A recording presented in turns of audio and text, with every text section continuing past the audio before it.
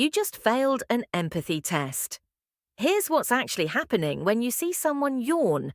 Your mirror neurons fire automatically, trying to copy their behavior. But here's the twist. Only 60% of people actually yawn back. The other 40% don't, and scientists discovered why. People with higher empathy scores yawn contagiously 3 times more often than those with lower empathy. Your temporal parietal junction literally measures how much you care about others.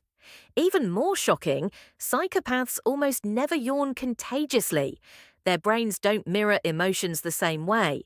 Children under 4 don't yawn contagiously, either because their empathy circuits aren't fully developed yet. So if you yawned watching someone else yawn today, your brain just proved it's wired for connection. Bet you didn't know this yesterday. Follow for what's next.